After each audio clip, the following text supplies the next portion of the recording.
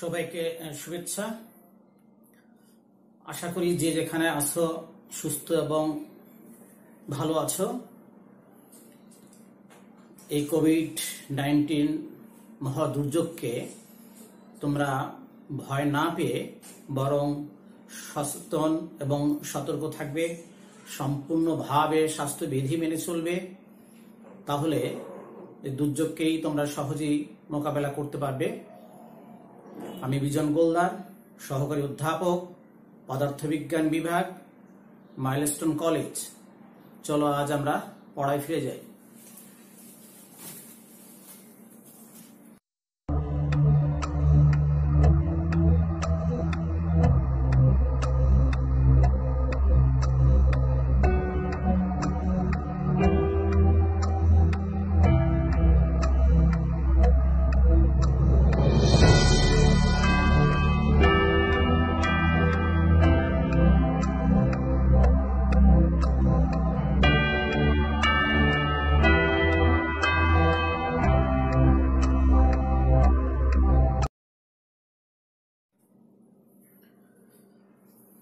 আজকের বিষয় সরল সন্ধিত স্পন্দনের ব্যবকলনীয় সমীকরণ।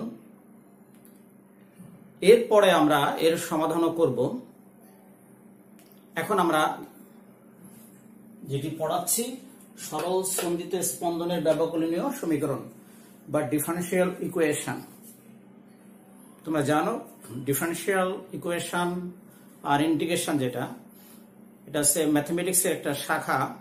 ক্যালকুলাস শাখার মধ্যে দুটি অংশ, একটা হচ্ছে ব্যবকলন বা অন্তরীকরণ বলে, ইংলিশে বলে ডিফারেনশিয়াল। আর আরেকটি শাখা আছে যোগজীকরণ বা সমাকলন বলে বাংলায়, আর ইংলিশে বলে ইন্টিগ্রেশন।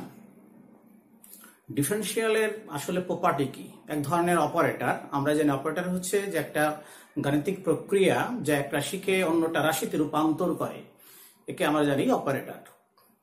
ঠিক ডিফারেনশিয়াল হচ্ছে এক ধরনের অপারেটর, অর্থাৎ একটা রাশির উপর প্রয়োগ হয়ে সে অন্য একটা রাশিতে কনভার্ট করে। ঠিক আছে, আমরা দেখি। তাহলে আমাদেরকে আগে জানতে হবে যে সরল সন্ধিত স্পন্দনের বৈশিষ্ট্যগুলো কি। তার মধ্যে আমি একটা বৈশিষ্ট্য নিয়ে আমি শুরু করব। তোমরা পূর্ববর্তী কোনো লেকচারে সরল সন্ধিত স্পন্দনের বৈশিষ্ট্যগুলো বিস্তারিত পড়েছো বা জানতে পেরেছো। আজকে আমাদের যে বিষয়টা নিয়ে, অর্থাৎ যে আমরা বৈশিষ্ট্য নিয়ে আলোচনা করব, সেই বৈশিষ্ট্য থেকেই মূলত সমীকরণটি আমি প্রতিপাদন করতে চাচ্ছি। বৈশিষ্ট্য হচ্ছে এই সরল সন্ধিত স্পন্দন বিশিষ্ট কোনো কণার উপর কার্যরত বল অথবা ত্বরণ সরণের সমানুপাতিক এবং বিপরীতমুখী। আমরা এই তথ্য দিয়ে আমরা শুরু করব ব্যবকলনীয় সমীকরণটি। দেখা যাক। ধরি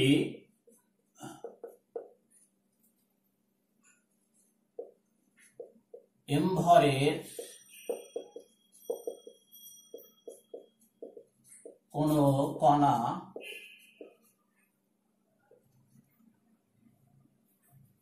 সরল সন্ধিত স্পন্দনে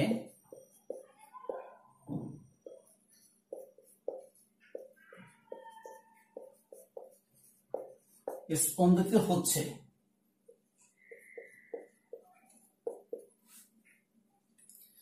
কোন এক সময়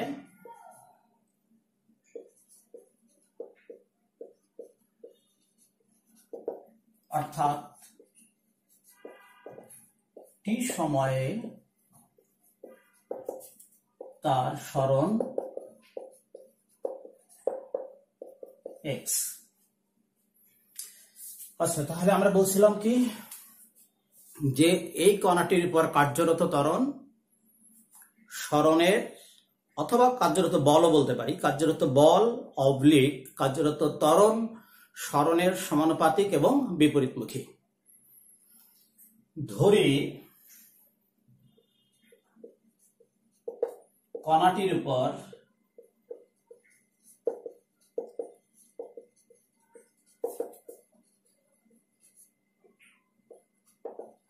কার্যরত বল F তাহলে সরল স্পন্দিত স্পন্দনের বৈশিষ্ট্য হতে পায় বল, কার্যরত বল F সমানুপাতিক x এবং মাইনাসটা আমরা কেন দিলাম, তার মানে হচ্ছে বল সরণের সমানুপাতিক এবং বিপরীতমুখী। নেগেটিভ অর্থ হচ্ছে যে কার্যরত বল আর সরণ পরস্পর বিপরীতমুখী, অর্থাৎ সরণ যেদিকে বল তার বিপরীত দিকে। তাহলে F সমান আমরা দিলাম kx, এখানে হচ্ছে k হলো সমানুপাতিক ধ্রুবক, এর আরেক নাম আছে বল ধ্রুবক।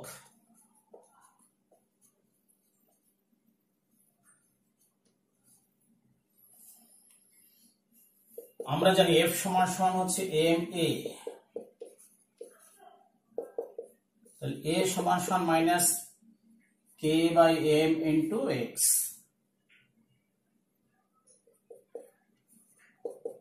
মাইনাস ওমেগা স্কয়ার x, তার মানে আমরা ধরি ওমেগা স্কয়ার সমান সমান k বাই m। নাম্বার 1,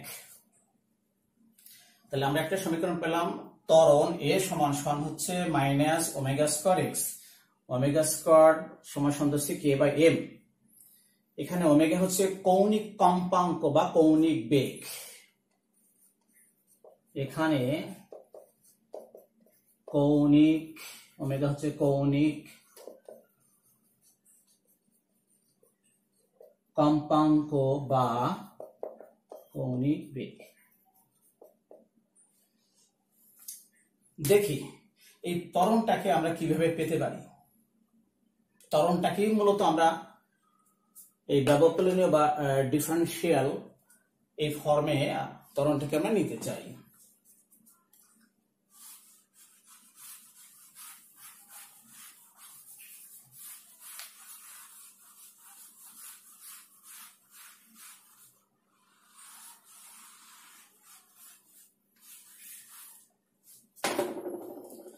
তোমরা জানো যে বেগ কাকে বলে। বেগ হচ্ছে সরণের হারকে বেগ বলে। তাহলে অর্থাৎ এখানে হচ্ছে সরণ হচ্ছে সময়ের উপর নির্ভরশীল, অর্থাৎ সরণ সময়ের একটি ফাংশন, মানে সরণ x হচ্ছে t রিলেটেড, t এর উপর ডিপেন্ড করে। তাহলে আমরা দেখছি যে এখানে বেগ v সমান সমান dx বাই dt লিখি আমরা, অর্থাৎ ddt অফ x। এর থেকে বোঝা যায় যে x হচ্ছে আমাদের এখানে সরণ, সরণের উপর t এর রেফারেন্সে, অর্থাৎ t হল পরিবর্তনশীল রাশি, t এর সাপেক্ষে আমরা যদি একবার ডিফারেন্সিয়েট করি বা ডিফারেন্সিয়েশন করি বা ব্যবকলন করি তাহলে আমরা বেগ পেয়ে যাব।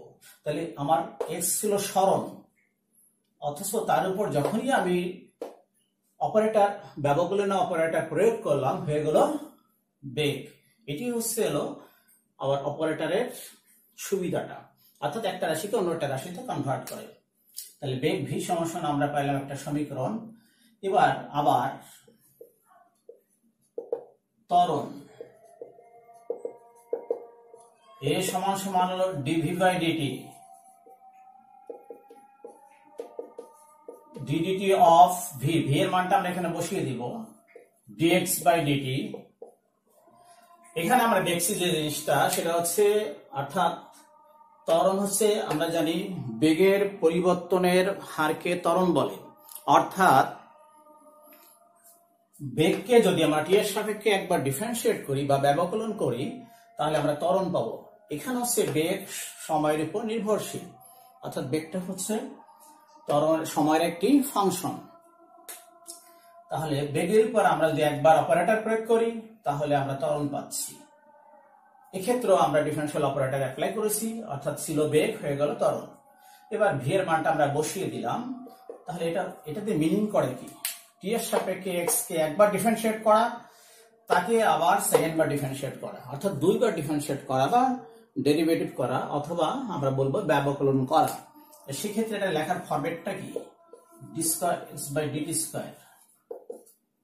তাহলে এর মানটা আমরা 1 নং সমীকরণ এখানে বসিয়ে দেই। তাহলে আমরা দেখতে পাচ্ছি কি 1 নং এর মান বসিয়ে পাই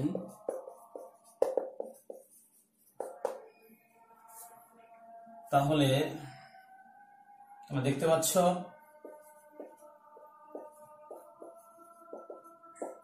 মাইনাস ওমেগা স্কয়ার এক্স। তাহলে আমরা সাইড চেঞ্জ করি, সমান 0। এই হচ্ছে আমাদের ব্যবকলনীয় সমীকরণ। আমরা পরবর্তীতে এর সমাধান করব।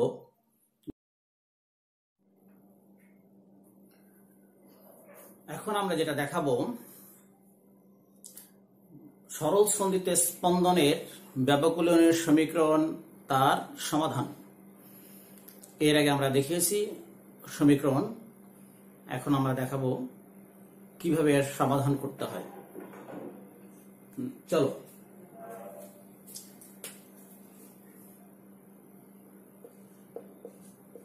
সরল সন্ধিত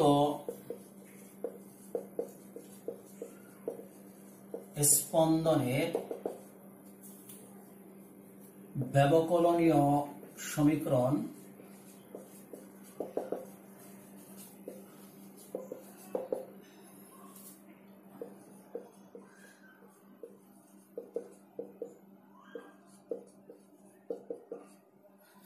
এই সমীকরণটি ছিল, সেখান থেকে আমরা সমাধান বের করব। সমাধান মানে আসলে এক্স এর মান বের করব। কিভাবে? এখানে কিন্তু এক্স কে বা সরণকে টি এর সাপেক্ষে 2 বার ব্যবকলন অবস্থা আছে, সেখান থেকে আমরা এক্স কে কিভাবে বের করে নিয়ে আসতে পারি সেই পদ্ধতিটাই আমরা এখানে দেখাবো। এখন আমাদেরকে জানতে হবে যে এখানে আমরা জানি ক্যালকুলাসে 2টা অংশ আছে। ক্যালকুলাস ম্যাথমেটিক্সের একটি শাখা। একটা অংশ হচ্ছে ডিফারেন্সিয়েশন বা ব্যবকলন, আরেকটি অংশ আছে ইন্টিগ্রেশন বা সমাকলন।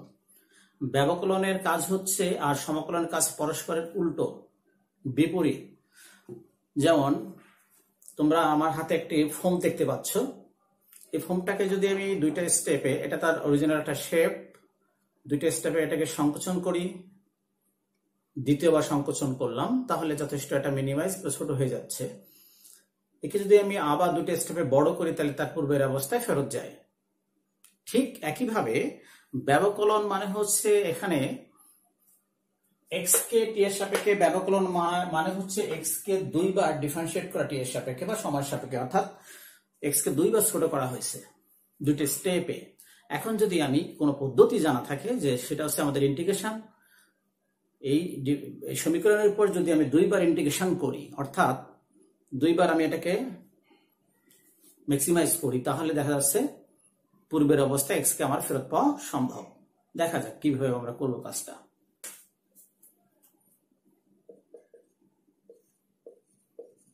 উভয় পক্ষে আমরা 2 × dx / dt দ্বারা গুণ করব।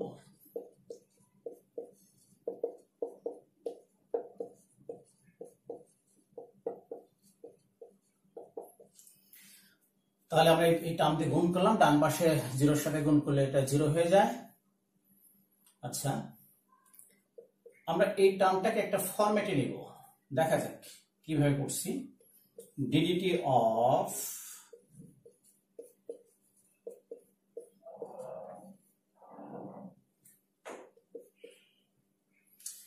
ওমেগা স্কয়ার যদি আমি আলাদা করে দেই, বাইরে নিয়ে আসি, বামে নিয়ে আসি, তাহলে থাকে ddt অফ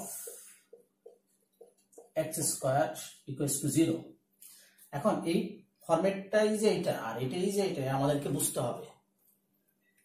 আচ্ছা, আমরা দেখি ক্যালকুলাসে তোমরা যে কাজটা করো, আমরা একটু দেখে আসি।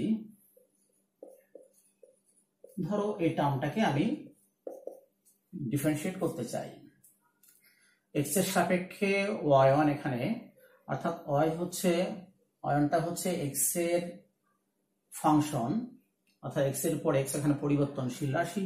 তোমরা যেটা করো ক্যালকুলাসে সেটা হচ্ছে স্কয়ারের জন্য অর্থাৎ স্কয়ার অপারেটরের জন্য করো তোমরা 2y1 আর শুধু y এর জন্য করো y2। তাহলে আমি যদি এটাকে ফুল ফর্মে লিখি ddd of x y1 কে লেখা যায় dx, তার মধ্যে হোল স্কয়ার থাকলো ইকুয়ালস টু ডান পাশে কি লেখা যাচ্ছে y মানে dy by dx R y2 মানে হচ্ছে স্কয়ার y বাই dx স্কয়ার। দেখো তো এই টার্মটা যদি এই ফর্মে লেখা যায়, আমরা একটু মিলাই দেখি এই টার্মটা আর এই টার্মটা আমাদের এক কিনা। এখানে হচ্ছে x এর সাপেক্ষে y কে ব্যবকলন করা বা ডিফারেন্সিয়াল করা, অর্থাৎ এখানে y হচ্ছে x এর ফাংশন, x পরিবর্তনশীল রাশি, y x এর উপর নির্ভরশীল, আর এখানে হচ্ছে আমাদের x t এর একটি ফাংশন, অর্থাৎ x t এর উপর নির্ভরশীল, t এখানে পরিবর্তনশীল রাশি। তাহলে তোমরা মিলাই দেখো এই টার্মটার সাথে এই টার্মটাকে যদি আমি এইভাবে লিখতে পারি, তাহলে এই টার্মটাকে কেন আমি এইভাবে লিখতে পারবো না?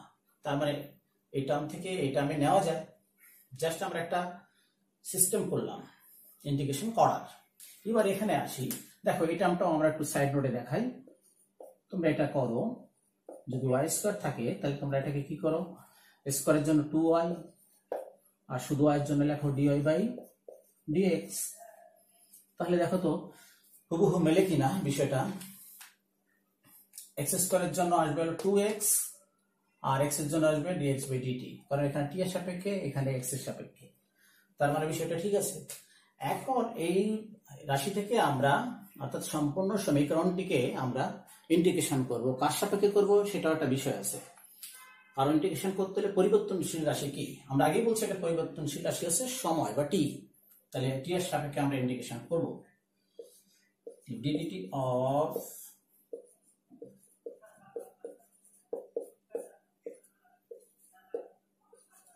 এই যে t এর সাপেক্ষে করছি আমরা, এটা নির্দেশ করে ওমেগা স্কয়ার বাইরে নিয়ে আসলাম, ইন্টিগ্রেশন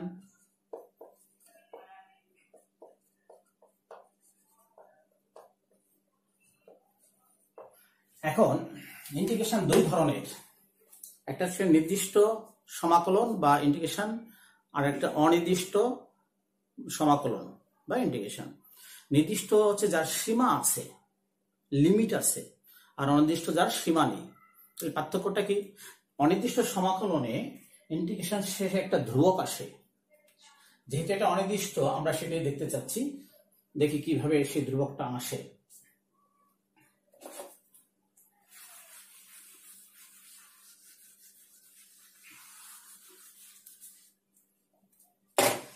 এখন দেখো আমরা আগেই বলছি যে ডিফারেন্সিয়েশন যতটা মিনিমাইজ করে ইন্টিগ্রেশন ততটা ম্যাক্সিমাইজ করে। তার মানে হচ্ছে একটা অপরটা ধর্ম উল্টো। যেমন আমি যদি ছোট্ট করে একটা উদাহরণ দিতে চাই তোমাদেরকে, তাহলে বুঝতে পারবা। ধরে নাও এখানে আছে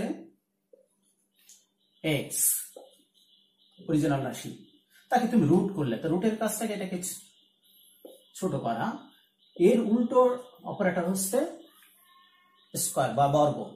তাহলে রুট একটা অপারেটর, তার কাজ ছোট করা, স্কয়ারের কাজ বড় করা, এবং একে অপরের উল্টো অর্থাৎ সম্পূর্ণ বিপরীত, সুতরাং ক্যান্সেল হয়ে x থাকে।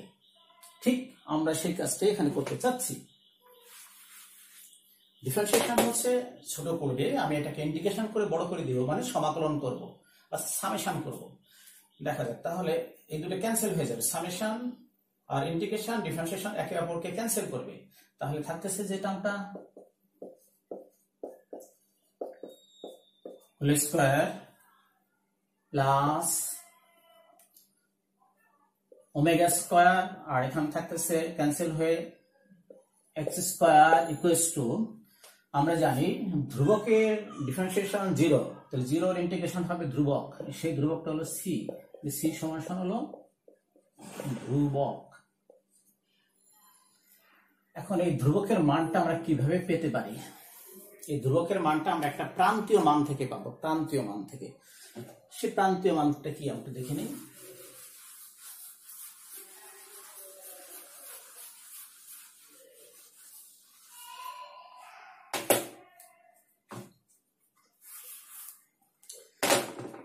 দেখো এই সরল সঞ্চিত স্পন্দন বিশিষ্ট যথেষ্ট উদাহরণ আমাদের কাছে আছে, এরকম কোন ইনস্ট্রুমেন্ট। তার মধ্যে আমরা একটা দেখাবো সরল দোলক। যদি আমি দেখাতে চাই সরল দোলক বিষয়টা কি, তোমরা অন্য কোনো লেকচারে সরল দোলক কি বিস্তারিত জানবে, কিন্তু আমরা এখন দেখাচ্ছি আমাদের যে অংশটুকু লাগবে শুধু সেই পার্টটা। এটা সাম্য অবস্থা, এটাকে বলে বব। এই ববটাকে যদি আমরা সাম্য অবস্থান থেকে কোনো একটা বিস্তারে নিয়ে ছেড়ে দিই, ধরলাম এই বি বিন্দু থেকে ছেড়ে দেওয়া হচ্ছে, তাহলে এটা দুলবে, তার মানে এটা সরল সঞ্চিত স্পন্দন দেখাবে। এখন যে বিন্দু থেকে ছাড়া হয় সেখানে আদিবেগ কত? 0, তার আমি ফ্রি করে দিচ্ছি, তাহলে আদিবেগ 0। এখন যেখান থেকে ছাড়া হয় সেটা হচ্ছে প্রান্তে, অর্থাৎ সেখানে সরণ হলো সর্বোচ্চ।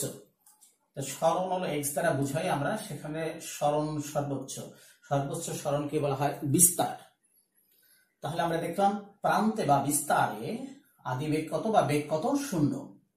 তাহলে সরল সঞ্চিত স্পন্দন বিশিষ্ট কোন কণার প্রান্তে বেগ সবসময় 0 এবং তখন দূরত্ব হয়ে যায়, অর্থাৎ সরণ হয়ে যায় সর্বোচ্চ সরণের সমান তথা বিস্তারের সমান। তাহলে আমরা দেখি এখানে চলে আসি, এই যে 1 নং সমীকরণটা আমরা যে দিলাম, এক্ষেত্রে dx বাই dt টা কি? এই dx বাই dt তো বেগ। তাহলে আমরা বলবো যে বিস্তারে বা প্রান্তে dx by dt, that means v naught equals to 0, তখন x টা কি হচ্ছে? সরণ x সমান হবে বিস্তার। তাহলে আমি 1 নং সমীকরণে যদি মানটা বসিয়ে দেই তাহলে হচ্ছে কি? তাহলে 1 নং হতে পাই, এখানে বেগের মান 0 বসিয়ে দিলাম, x এর মান a বসিয়ে দিলাম, তাহলে c এর মানটা হচ্ছে ওমেগা স্কয়ার স্কয়ার। এই c এর মানটা 1 নঙ্গে বসিয়ে আমরা আরো একটা স্টেপ এগিয়ে যাব।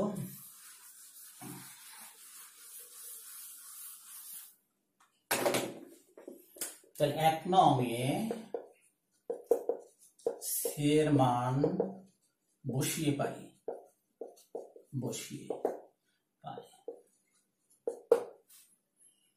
তাহলে dx by dt whole square plus omega square x square equals to c এর মান হচ্ছে ওমেগা স্কয়ার স্কয়ার। আমরা সাইড চেঞ্জ করব,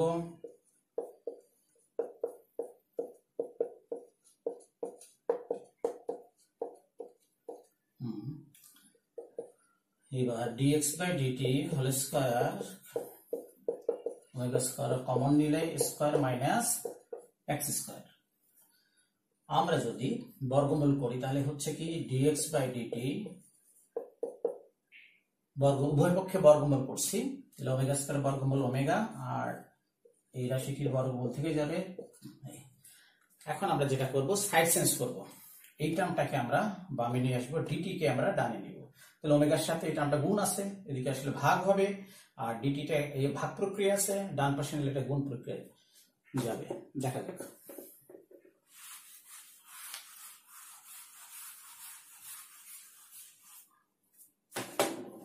তাহলে এই রাশি থেকে আমরা পাচ্ছি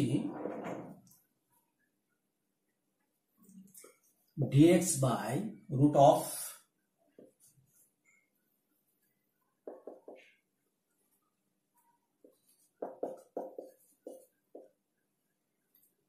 equals to omega into dt।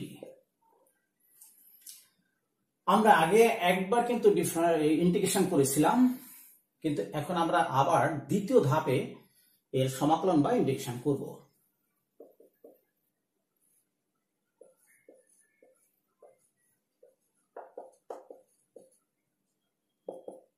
Omega বাইরে আসবে ধ্রুব রাশি। এখন দেখো একটু পার্থক্য, এখানে পরিবর্তনশীল রাশিকে তো x, আর এখানে পরিবর্তনশীল রাশি হলো t সময়। তাহলে এখানে x এর সাপেক্ষে, এটা t এর সাপেক্ষে। এখানে একটা সূত্র আছে, তোমরা এই সূত্রটা হয়তো দেখেছো বা ম্যাথমেটিক্সে করেছো। আমরা যদি দেখাই 1 by root a square minus x square into dx equals to sin inverse x by a। সেই সমীকরণটা আমরা এখানে ব্যবহার করতে পারবো। দেখো হুবহু এক জিনিস, তাহলে এটা করলে আসে হলো sin inverse x by a equals to omega into d t সমাকলন বা ইন্টিগ্রেশন হচ্ছে টি প্লাস যে কোনো ধ্রুবক, এখানে ডেল্টাও ধ্রুবক, তবে এই ডেল্টা হচ্ছে আদি দশা, এটা হচ্ছে আদি দশা। তাহলে আমরা দেখি সাইন ইনভার্সটা সাইড চেঞ্জ করি, তাহলে x by a equals to হবে sine omega t plus delta. এবার এটাকে আমরা সাইড চেঞ্জ করি, তাহলে আমাদের কাঙ্ক্ষিত সমীকরণ পেয়ে যাব।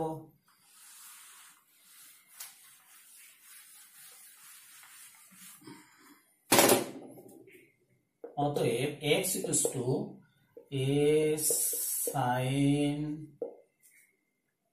ওমেগা টি প্লাস ডেল্টা, এটাই হচ্ছে আমাদের কাঙ্ক্ষিত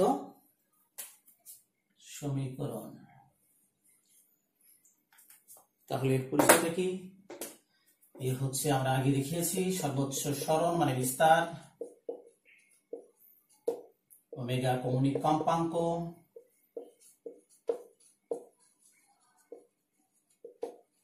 বা বেগ, ডেল্টা আদি দশা,